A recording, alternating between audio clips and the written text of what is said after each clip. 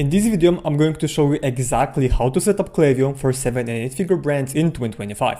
And for some context, I've been in the email marketing space for over 3 years now, generated over $25 million in email sales, and I worked with over 50 brands and I work with them on a daily basis. Plus, I have audited over 100 Klaviyo accounts, so I think it's fair to say I know a thing or two about Klaviyo.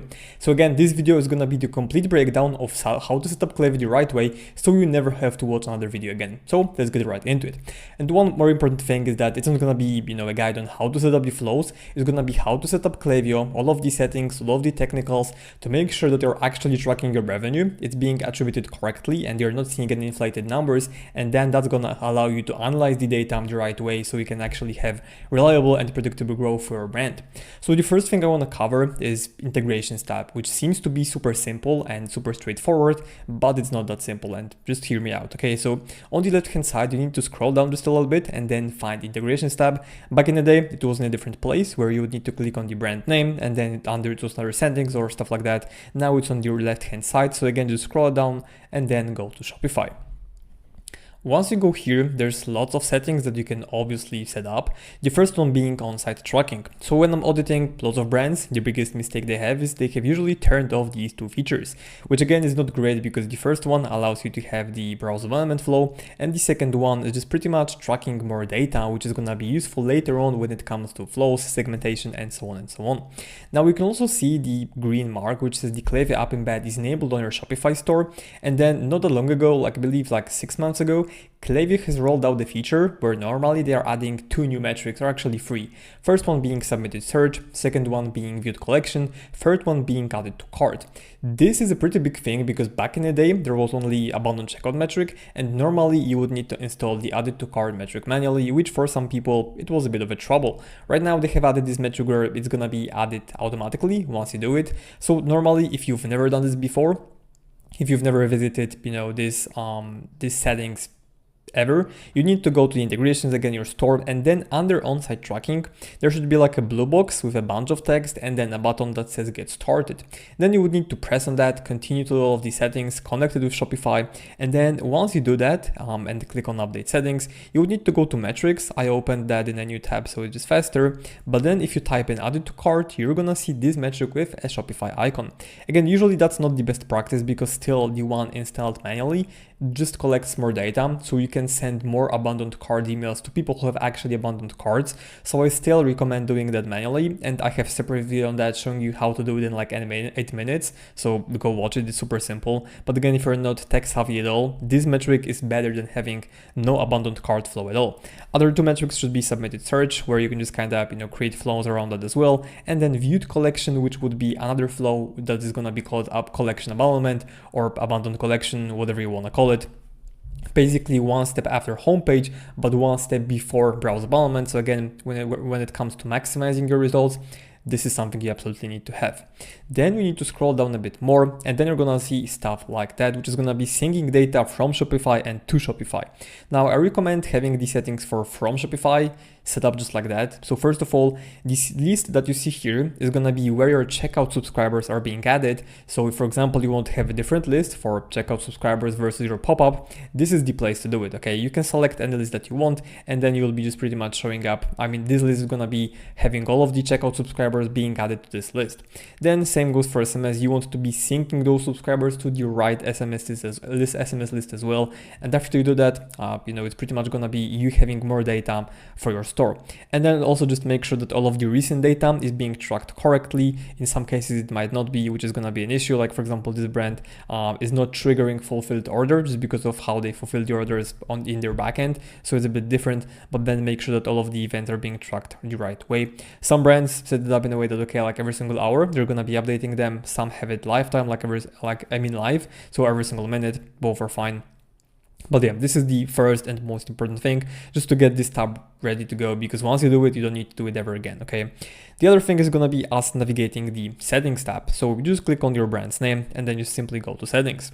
So there's lots of things that you can see. Most of that is not really that useful. What I really want to cover first is going to be custom sending domains, okay? So we need to go to domains, and normally, you need to have this custom sending domain. Otherwise, your deliverability is going to be messed up just a little bit.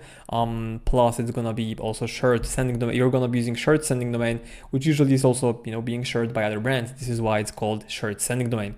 So what you need to do is set up a new custom sending domain, or also called branded sending domain, and that's gonna help you control your own deliverability. And once you do this, your deliverability is gonna get better because you can have lots of variables that you actually control and can improve on. So again, it's super simple, and as you probably guessed, I have a video on that as well. But again, it's gonna take you like 5 minutes just to add all of the DNS records to your domain's provider, and that's pretty much it. Then another important thing is gonna be billing. This is a big mistake I see, because there's lots of brands that aren't using Klaviyo as much as they need, and their list is not clean at all, or they're gonna have some old plan which is using way more profiles than they need to. Okay, so this is what you need to look at. And I mean, the most important thing is that Klaviyo changed their pricing, and right now they're charging based on the monthly profiles usage rather than how much you're sending. So I've seen cases where some brands have like, let's say 10k profiles, but they're paying for 50k profiles because they didn't know about it, they didn't downgrade, and that's causing them just to overpay for Klaviyo bill. So what I wanted to do is clean your list, and again, I have a guide on that as well. It's gonna be linked below this video. But you need to clean your list and then decrease your plan, because even if you have your list cleaned, you still need to manually downgrade it unless you have this setting turned on for for automatically downgrading your plan. If you want to turn it on, you would need to go to preferences, then email upgrade preference set to none, click on update, and then profiles auto downgrade, make sure it's selected like that, and then update that as well. This way, even after you clean your email list, which you can also do for your flow, by the way, so it's being done on autopilot without you lifting a finger. Again, I have a guide on that as well. It's an info product, it's paid, but it's honestly so good that you are just paying like a few bucks and have a flow that automatically cleans your list without you having to do that. And if you combine it with profile auto downgrade, then you pretty much have a whole machine which cleans your list every single day, and you're downgrading your plan on autopilot as well, so you never overpay for your Klaviyo bill, which is just insane. Because trust me, I've seen cases where just by doing this simple thing, which is downgrading the plan, we would save some brands like 3k per month just on their Klaviyo bill, which is just 3k of cash that you can use for ads, inventory, anything else, right? You can also maybe lease your favorite car for a few days. There are lots of use cases. Another important thing is gonna be sender preferences, or something called smart sending, because usually, this is something you want to use for your emails, usually newsletters. I recommend turning it off for your flows, because then you're skipping lots of messages that don't really have to be skipped. But then you can also select this period. Usually by default, I personally like to use 16 hours, which I also think is Klaviyo default. If I want to be more aggressive, I'm going to make it 8 or even sometimes 12, but I believe that 16 is healthy. I've seen some brands use 24 hours, and then let's say they're sending, a campaign at 5 p.m. they would set another one at the next day at like 4:45 p.m. So it's been technically 23 hours 45 minutes, and if they have smart sending turned on with 24 hours period, then they're gonna skip all of those recipients, which is gonna cost you money. So make sure that the smart sending preferences are set to 16 hours, 12 hours is fine as well, but just make sure that you have it this way. Now, one more important thing is gonna be attribution. Okay, so by default, Klaviyo's attribution is gonna be 5 days open and click, what I believe is healthy. Okay, some companies for SMS specifically have like 30-day view attribution for SMS, and I don't want to call any names, but make sure you check that with your SMS provider. In Klaviyo, 1 day click, I believe it's healthy, it's fine. For email opens, this is again another topic to discuss, because some people say yeah, it should be 2 hours, it should be 1 day, and we have clients with that settings as well. But personally, I believe 5 days is fine, especially if you send lots of content that is not only meant to hard sell, but also educate on the brand, on the problem, on the product. All of those emails are creating awareness and top of the mind effect. So that if someone makes a decision like, hey, okay, I want to buy this, I'm ready, they're gonna remember about you. Maybe if they clicked 2 days ago, they have their website open in the browser. Maybe they marked it as a bookmark. Maybe they have it opened in their mobile browser, and then they're gonna finish the purchase after 2 days. In my opinion, the sales should still get attributed to the email.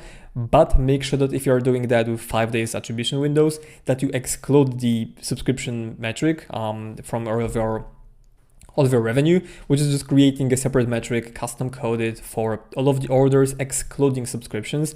Because if you include subscriptions on a 5 days attribution window, it's gonna inflate your revenue significantly, and usually that's where you see huge percentages, like especially if someone also uses SMS with another platform. Let's say they're using Attentive for SMS with 30 attribution window and email for Klaviyo, then suddenly if you combine both of them, it may turn out that they're both making more revenue. They're actually making going store-wide, which is insane and not true.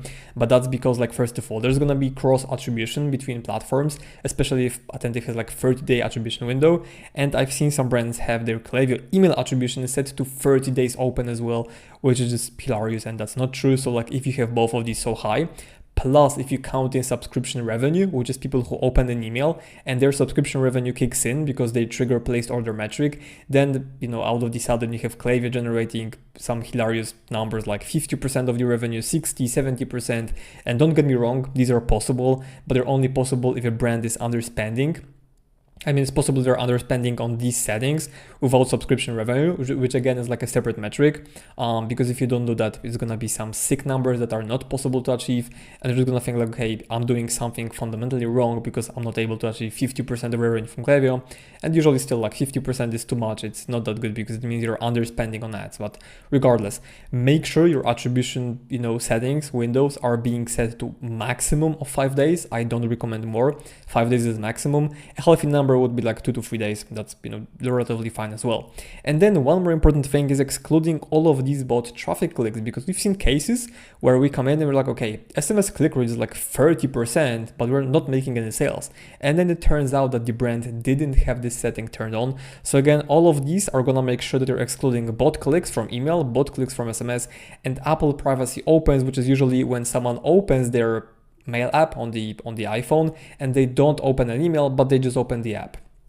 This happens because, like, to keep it short, Apple downloads the email to scan for the content to make sure there's no malware or like any viruses, and then they mark this email as open when someone opens the app. Okay, so again, and if you combine this false attribution from opens and clicks with extended attribution window with revenue from subscriptions, this is how sometimes you can get hilarious numbers. Like, you know, Klaviyo is going to be showing you that it's making 50%, when in reality, if we were to exclude all of the false opens, all of the false clicks, all of the subscription revenue, which is just being attributed and not generated, and then if you were to lower down the time frame for attribution settings from like 14 days, 30 days to 5 days, then it turns out that your email revenue would go down from like 50% to maybe 24%, maybe even 10%, okay? And nothing wrong with that, because if you do this, you're gonna at least see what is your real revenue rather than some inflated number that doesn't have any effect on your actual growth, okay? So this is super, super important to do it this way, because then you're able to, you know, just track it properly. Then you also need to go to data, and then you're gonna see something called anonymous visitor tracking. Then you need to enable it and then hit on update. This is pretty much like it says, like if someone has been active, you know, before on your website and then they're opt-in, you're gonna have their browsing history, which is gonna be super, super important. So make sure you have it. It's a small trick, it doesn't, you know, tremendously help your results, but again, we're talking about maximizing everything. And then for some other stuff, you also want to have consent pages, so something like global unsubscribe. So when someone subscribes from a specific list, you want to unsubscribe them from all of the lists, and this is something you need to do for sure because it is super, super helpful. Then profile maintenance, this is also where you can delete profiles. So for example, we're noticing lots of spam bots recently, like they're adding to cart and never purchasing. So we actually got like, you know, 20K add to carts, but only one purchase, which is clearly bot traffic. So we create a segment around it and delete it right there. Like you don't need to suppress those profiles, just make sure that you go to the delete section and then just delete all of them, okay? So this is the most important stuff when it comes to, you know, email SMS settings. I mean, for SMS, you also have like smart sending, for example, which you also do for email, right? You also have like quiet hours, but usually by default, these settings are going to be fine. Okay, all of that is going to be fine if you leave it at default. The stuff that I showed you right now is going to be really important when it comes to like maximizing all of the results. For monitors, they might be useful if you have like any issues with the flows, but again, it's not really settings, it's more like tracking the stuff rather than using it. But one more important thing is gonna be your double opt-in and turning it off, okay? So this is probably one of the biggest things and best things you can do. So you just select your main list, for example, the one that you're using for your pop-up or whatever else. Then you click on that list, then you go to settings, consent, and make sure that it's gonna be single opt-in. Okay, for this list we had it a double opt-in because it was a sample of our initial list, so it doesn't have to be double opt-in because we're taking the sample and those people are already subscribed, so we didn't have it.